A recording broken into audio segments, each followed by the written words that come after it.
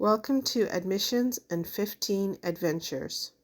Hi everybody, today we went to the Britannia Mine Museum in Britannia Beach, British Columbia. This is about 15 minutes away from Squamish, 40 minutes away from downtown Vancouver. The Britannia Mine was an important source of copper ore for almost 70 years during the 20s and 30s.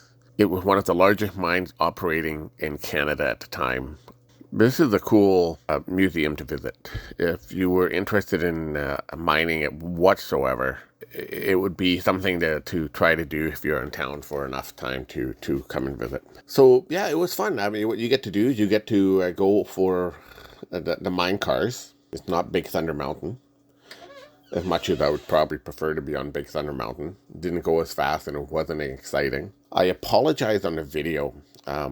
My GoPro has a mod lens on it that when you flip it upside down, it's not supposed to flip. I know it's but anyhow, I flipped it upside down so I could plug my ears when they made the loud noises. And I didn't realize until looking at my GoPro image, it showed that the camera was the screen being taped was actually taped in the right way. But when I got home and I downloaded it, it flipped. So I'm sorry that it's upside down. Basically shows you what mining life was like, what the ore samples were like. They still have the shelving for it, where they lived, what they had to do, how it was done, how they mined the ore at the time, and how they separated the copper from the samples that they pulled out from the mines, and how these people, what kind of working conditions they had. It's also a very popular location for movies. So I hope you guys enjoyed this little trip to the Britannia Mines Museum. We had a great time. Thanks for tuning in, guys. This is Admission and 15 Adventures. I wish you guys all have a great day. Thanks, guys. Bye-bye.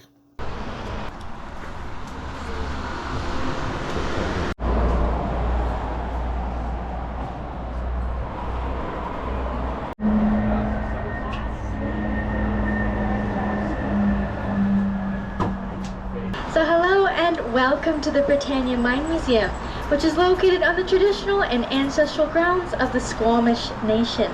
My name is Ava and I will be your guide for today's tour. Our tour will be a little over 1 hour long, and the first half of it will be spent in the underground. We will be learning what the miners were looking for and how they got to it.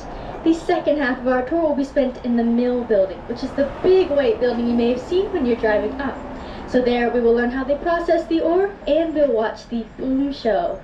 Now we are about to board this train here for a 5-minute train ride into the underground, but before we board it, I do have to go over just a few safety measures. A little bit further back. Then I don't have to. You all right?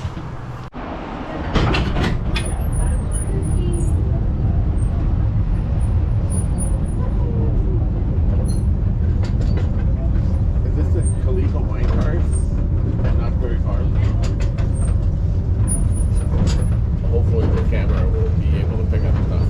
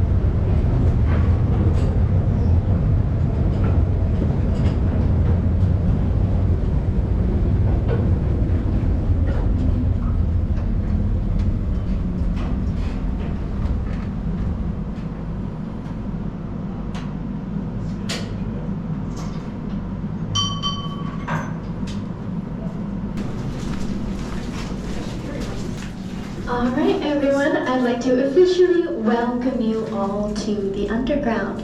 Now before we begin, I would like to point out the end of the tunnel just over there. So that is the safe exit. If you ever need to leave at any point, you can just exit through there. And if you still want to join us for the second portion of our tour after that, you can just wait outside the tunnel and we will meet you there. Now, on your chain right here, did any of you notice any blue, green, or turquoise stains on the wall? Yes, now that is a sign of copper in this mountain, because when copper interacts with the air or water, it can turn that blue, green, or even turquoise color. Now the copper that was mainly mined here in this mountain was actually found in a little bit of a different form. And you can see that form in these rocks up here.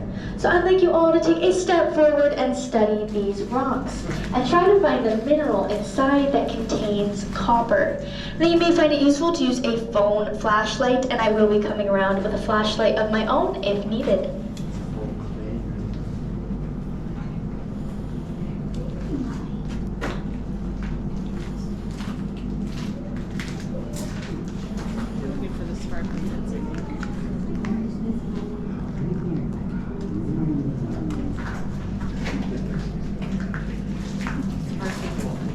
Now somewhere on the rock there, do you see that gold sparkly color? That is chalcopyrite.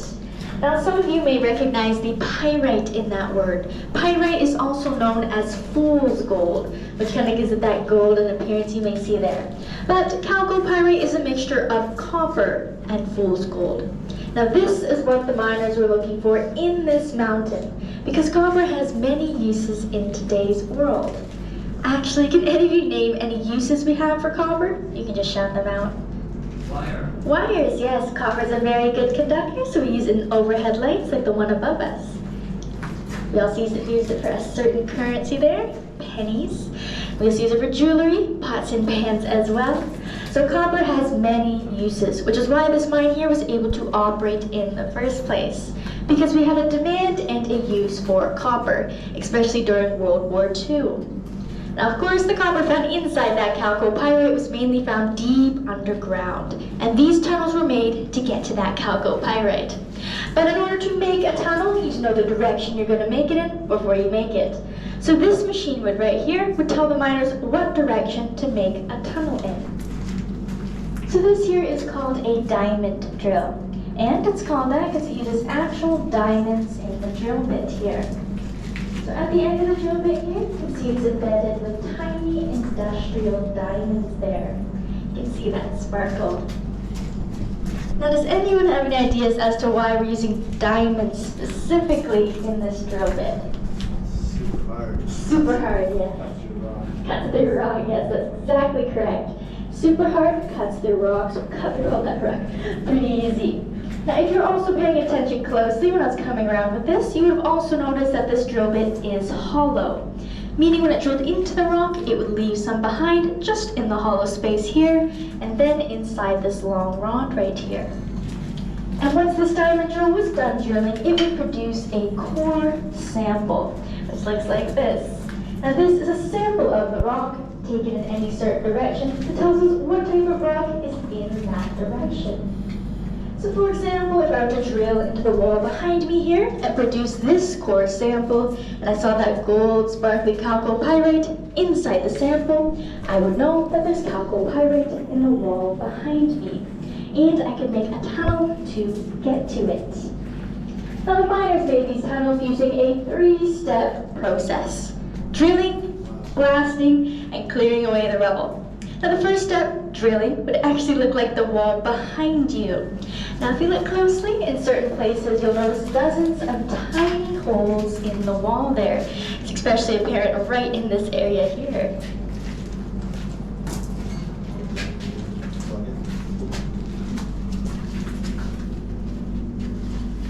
Now that right there is the result of the first step to making these tunnels, drilling. And back in 1904 when this mine first opened, I'll admit their tools for drilling were a bit primitive. So what they used at the time to make those holes were 2 tools.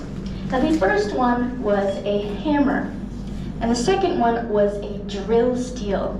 So I can demonstrate how they use these to make those holes. It may be a tiny bit loud, but not one of our 3 loud noises. So they take the thicker end of the drill steel here and put it against the wall, and then they take their hammer and turn, and turn, and turn. And on you went if you're a driller for hours. So it can get quite repetitive. And for those of you who can see that hole, you'll notice that it is not very deep, and I did not add much progress to it. But that hole there is actually one that my colleagues and I have been working on for a little over a year now. So it's also very time consuming. So just a year after the mine opened, they introduced this machine over here to really speed that drilling process up. So this is called a piston drill, and it was a lot faster than these handheld tools over here. But it did come with a serious drawback, and that is that it is very dangerous. Now this was nicknamed the Widowmaker by the miners because it left many of their wives as widows. Now there were 2 reasons why the piston drill was mainly dangerous. Now the first one was the weight. Now this upper part here weighs around 300 pounds. Now to put that into perspective, that's about the weight of your average fridge. And as this machine was vibrating against the wall, it could get displaced a little, so miners would have to grab onto the legs here to hold it in place. But sometimes these legs could snap, causing this 300-pound upper part to tip over and crush any of the workers holding onto the legs here. Now the second reason why the piston drill was so dangerous is because it is a dry drill, meaning it stirs up a ton of dust that the miners can then breathe in. And in this mountain, we have something called silica. So when that silica dust could get inside the miner's lungs, it could cause a lung disease called silicosis, which can be fatal. So the dangers of this piston drill over here were recognized. But these handheld tools were also recognized to be a little too slow for that drilling process. So later on in the 1930s, the jackleg drill was introduced. Now it does come with a number of improvements that make it a lot safer. The first one here is the weight. Now it is not that 300-pound behemoth over there. This is only around a third of the weight, 100 pounds. Now the second improvement is this leg right here. It's anchored to one point on the ground, and this leg here takes all the force from the machine. And you only need 1 man to operate it. Unlike the piston drill over here, we need 3 to 4 men. Now the final, I think one of the most significant improvements actually made to the jackleg drill was actually just a change made to the drill bit here. So if we look at the end of the drill bit here, you can see a single tiny hole. Now this hole here is what made the jackleg drill a wet drill instead of a dry drill. Because this hole here was for water to come out of. Now water would mix with that dust and turn it into mud. So rather than all that silica being airborne and getting inside the miner's lungs, instead be on the ground as mud. Now this did make working conditions a little bit muddy for the miners, but the jackleg drill here was still deemed pretty safe for use. So safe that it's actually still used in some mines today. And that also means that I am actually allowed to operate it for you guys. So that means that this will be our first loud noise. And you will need to cover your ears for this one.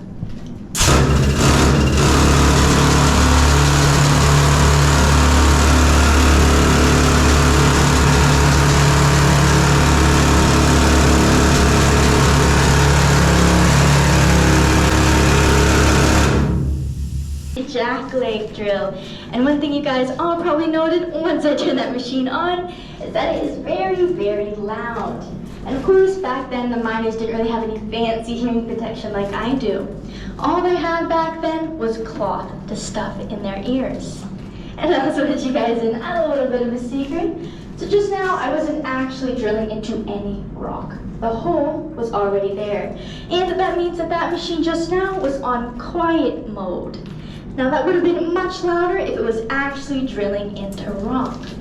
So now we've done the first step to making these tunnels. Drilling. Does anyone perhaps remember the second step? Blasting, that is correct. So I believe we saw a box of something on your way here. That was dynamite. So they fill most of these holes we made here with dynamite, get away to a safe spot, and then boom, open up more tunnel. Now, unfortunately, unlike the jackleg drill, I'm not allowed to use dynamite for you guys. But in our next chamber, we can see the aftermath of a dynamite explosion. But before we move on...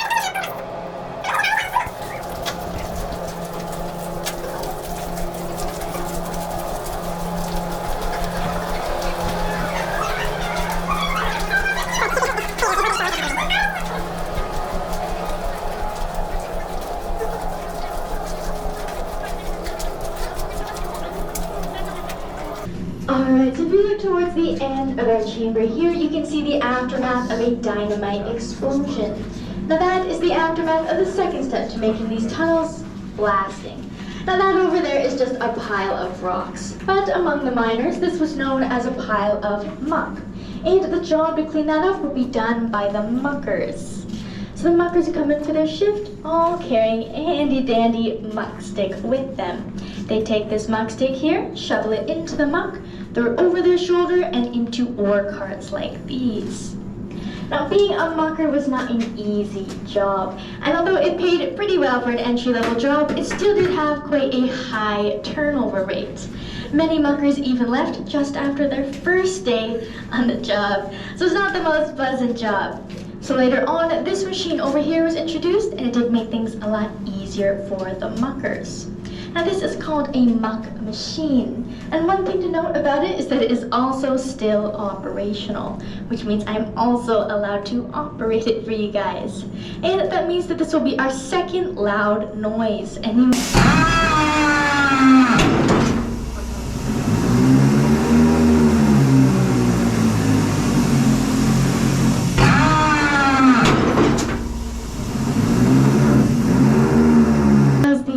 machine, and it definitely made things a lot easier for the muckers compared to when they're just using a little muck stick over there. So now you've seen all the steps to finding and then getting to that chalcopyrite. So first we found where it is in the mountain using the diamond drill and then those core samples, and then we used the 3-step process to develop these tunnels to get to it. Drilling, blasting, and mucking over here. But I do want to make this experience a little bit more authentic for you guys, and to do that, I'm going to remove something that's been helping me do my job. And that is these nice overhead lights. Now back in 1904 when this mine first opened, do you think they had overhead lights to guide them? Candles. Candles, that is correct. What they used back then were, yes, candles. So what I'm going to do is light our candle here and turn off our overhead lights. And if you ever need the lights on at any point, just say, Ava, lights on, and I can turn them right back on for you. And before I turn the lights off, I would advise you to find stable footing on the ground you're on, because it will get pretty dark in here, and you don't want to be stumbling around. I'm just going to light our candle here. Miners were issued 2 or 3 candles per day or something? Yes, that's correct. And if you're wondering, of course, the miners have not used this to light their candle at all, but I'm not really good with matches, to be honest. Alright, I'm going to turn off our overhead lights here in 3, 2, 1. Very dark. But if you do look to your right over here, you can still see the light at the end of the tunnel. But many miners would not have had that light because they were so deep underground. The only light they would have had is just their candle light here. Which is not a lot, I admit, because I can barely see my muck machine. I cannot see the pile of muck over there, and all of you in front of me are barely visible. But this is how the miners had to operate, and of course they need their hands free to do their job. So at their workstation, they would drill a hole in the wall, then put their candle inside that hole, just like that. And then they would get to work. Now I'm sure you can imagine it was not easy drilling, blasting, or mucking in only this type of lighting. But for the first 15 years of this mine's operation, they actually only used candles here. But of course, 15 years later, something new was introduced that was a lot brighter and a lot easier to carry around. And that was the carbide lamp. Now the carbide lamp here has 2 chambers stacked on top of one another. The top one here is for water, and the bottom one here is for a compound called calcium carbide. Now when that water on the top and the calcium carbide on the bottom mix, it creates a gas called acetylene, which is flammable. Now this is the same type of gas that's still used in some welding torches today, and also as mole repellent. Now since this lamp is an original, I am going to try to light it for you guys. So the first thing I'm going to do is just open up that hatch at the top and add some water in. Once I hear that reaction, which is kind of a gurgling sound, I can add a spark here. And there we go, we got our lamp going. It's a lot better than our candle there. You can see my muck machine, my pile of muck over there, and all of you in front of me, a lot better than before. Now along with being brighter, I also said this was a lot easier to carry around. And that is because right at the back of the lamp here, there's a little hook that the miners could use to hook this right on top of their hard hat like this. But there was also one problem with this lamp here. And that this is still an open flame here. At least it was an open flame. There we go. This is still an open flame. And having an open flame right on top of your head with maybe dynamite nearby, it's not the best idea. So later on, these were actually banned from the mine, and a safer source of lighting was introduced and used until the mine closed. So to show you that safer source, I am going to have to turn our lights back on here. So welcome back. Now we didn't get a good look at the carbide lamp before. Here it is. We have the top chamber here for water, bottom for calcium carbide. The flame is right at the front, and we have that reflective disc that helps direct the light of the flame. Just gonna dump out the water there and blow it out. I'm also gonna blow out our candle here. Alright, so the final source of lighting used here in Britannia that's a lot safer than the previous two was actually just a battery-powered headlamp, which looks like this. So it's not that open flame anymore, so a lot safer. The miners would clip the battery pack to their waist, put this cord around and behind, and then put this right on top of their hard hat like this. But there was also one problem with this light source as well, and that was the weight. Now if you look here, this battery pack here weighs around 8 pounds, and this is actually the lightest version used here. So having 8 pounds or more strapped to your waist for your entire shift while doing heavy manual labor was extremely exhausting for a lot of the miners there. So for many years, a lot of them actually ditched these battery packs and used those carbide lamps illegally inside the mines. But of course, they were eventually found out by their ship bosses, and the carbide lamp was truly banned from the mine. So that is the history of lighting here at Britannia. And this also marks the end of our time here in this chamber. It ends just where that darkness begins, but this does make a great photo spot. So if you guys want to take a photo here, feel free to do so, and I'd be happy to take them for you as well.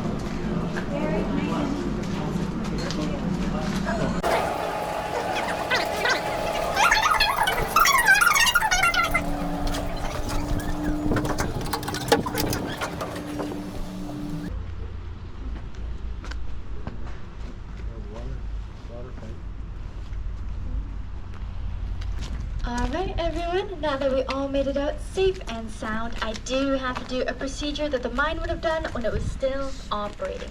And that is to blow this shift whistle right here. Now this was usually blown during every shift change. Once if all was well, and 3 times if there was an emergency. Now since all is well and we did all make it out safely, I'm only going to blow this once. Very loud. You can hear it echoing down there even when you're in the parking lot. Now, of course, there is a reason why this whistle here had to be so loud. There are mainly 2 town sites that needed to hear it once it went off. So the first one was down there, and it was called Britannia Beach. The other was just up this mountain here, and it was called Mount Shear.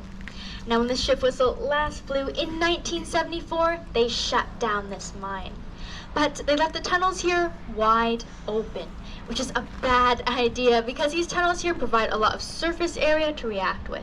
And so when water from snowmelt or rainfall trickles down the cracks in these mountains and gets inside these tunnels, the heavy metals can eventually leave traces inside of that water because of the sulfide minerals in there. That water then drains just into the Howe Sound over there and devastates the marine life. Now this is a natural process called acid rock drainage, and it happens in mines everywhere around the world. And it actually caused the Howe Sound over there to be designated as a dead zone. But thankfully, in 2005, we did implement a water treatment plan, and we do have the marine life coming back. So next time you're driving by those waters over there, you may want to think back to this mine and the impacts it had on the marine life there. So now we're gonna head on to the second portion of our tour just inside the mill building over there. So if you'd all like to follow me, we're also gonna make a few quick stops along the way. Alright, we are gonna make a quick stop here right at the copper launders. So with all that copper running through that water, they were actually losing out on some potential money they could make. So they did eventually find a way to extract that copper out of the water. And that was through a process called ion exchange. That's when copper and iron ions switched. So they put iron scraps inside the water, and as the copper saturated water would run over the iron scraps, the copper and iron would switch places. So the copper would deposit onto the iron scraps, and the iron would then deposit into the water. So this mainly was for economical reasons. It did not really help the environment that much. And although it did help remove copper from the water, it also added iron into the water. But this was also one way they made their money here. So now the second stop we're going to make is just the core sheds right over here. So these are the core sheds, and it's where all the core samples from that diamond drill were stored. Now each core sample was labeled with coordinates as to where it was found in the mountain. So these sheds kind of act like a map of the mountain. So feel free to come up and look at all those core samples. And if you feel them, you can feel the smoothness from the diamond into the diamond drill. But please do not take any core samples.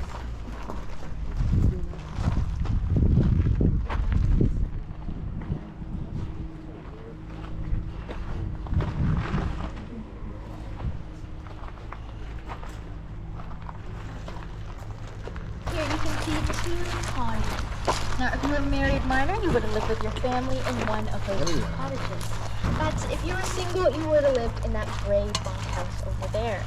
And during this mine's peak periods of operation, they did have a system to save space called the hotbed system. And this was when 3 miners shared one bed. Now this would be done because each miner would work a different shift. One would work the morning, one would work the afternoon, and one would work the night shift. So always one miner was sleeping, one was working, and one was out in town. And when they switched, the bed never got cold. That's why it's called the hotbed system.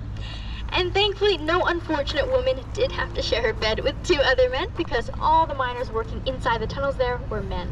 We did have one woman who worked here in 1974, but she was a geologist. Now, one more note I would like to make is just up this hill here. So if you look up the hill there, you can see the ruins of Mill 2. Now there's not a lot of it left today, but there used to be a gigantic mill there, just like the one beside it here, Mill 3. But in 1921, it burned down due to a mysterious fire. Now there are some speculations about what caused the fire. News reports say that the fire just broke out in one of the machines, but others say that a worker went in and deliberately burned down Mill 2. So Mill 2 was burned down, and it was built entirely out of wood. So when Mill 3 was constructed, they built it out of metal and concrete so that it would not burn down, just like Mill 2 over there. So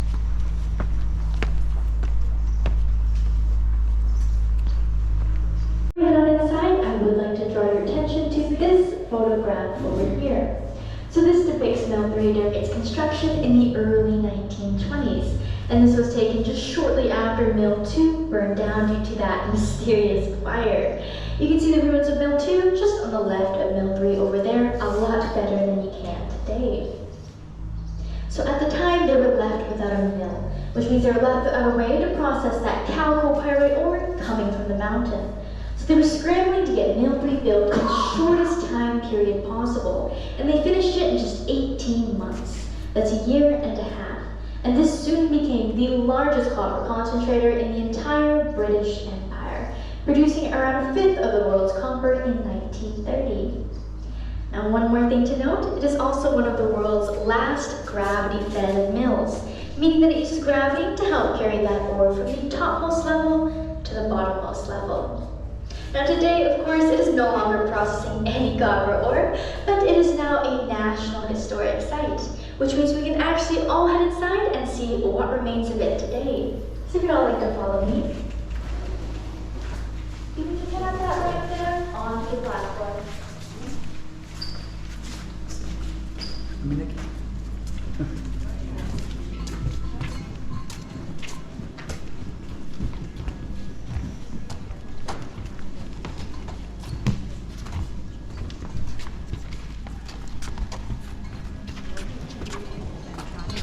So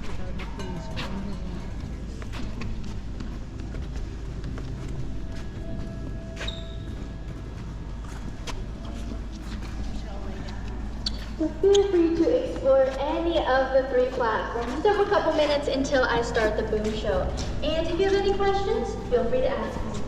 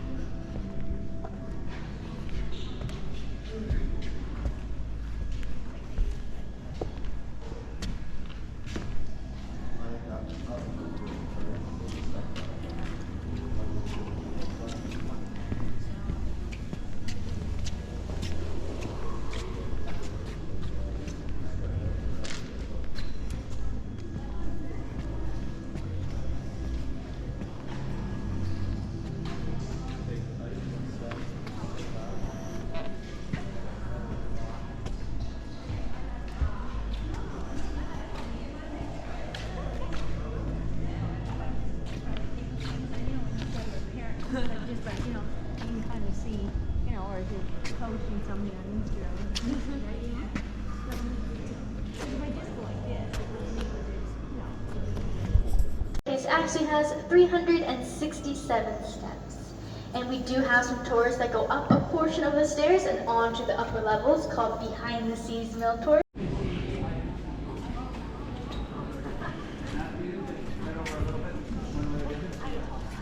That's good.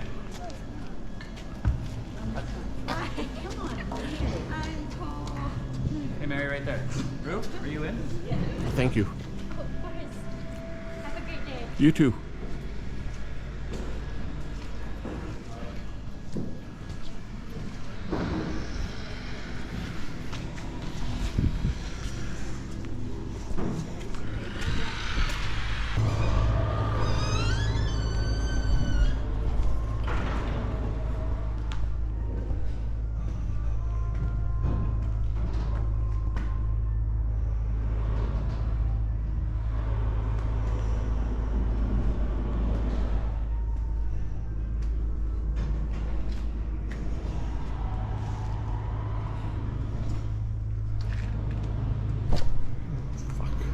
So unleveled here.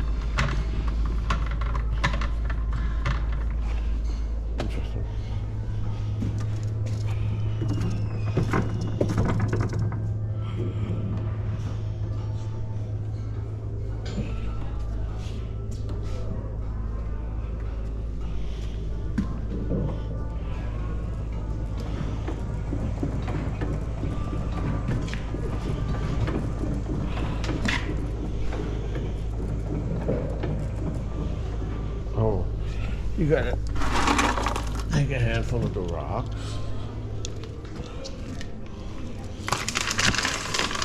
I'm guessing you put them in there.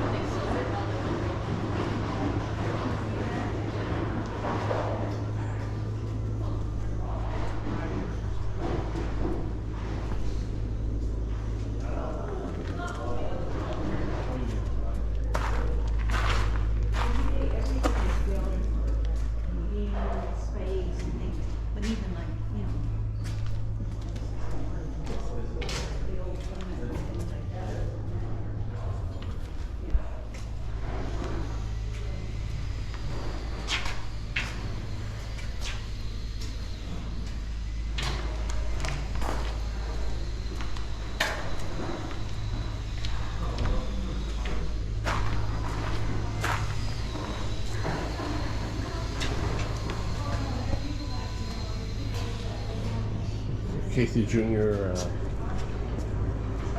Trains, first edition.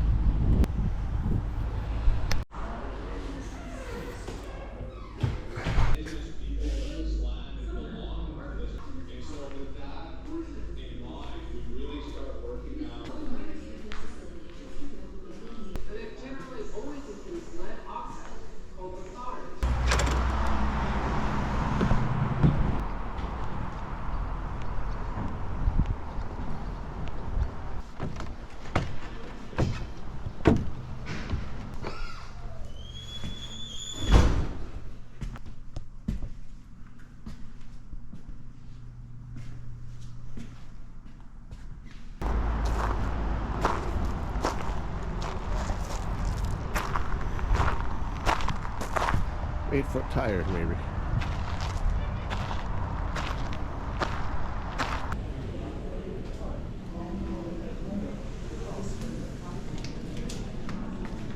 Those all forward. Really? Beautiful. Touch it. The water is 300 degrees centigrade. Oh my gosh.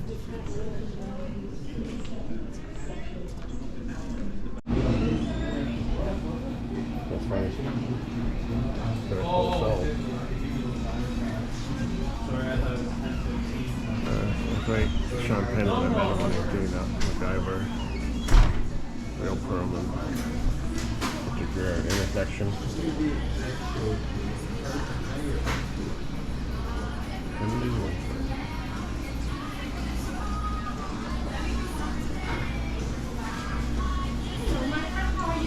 How are you, Joe?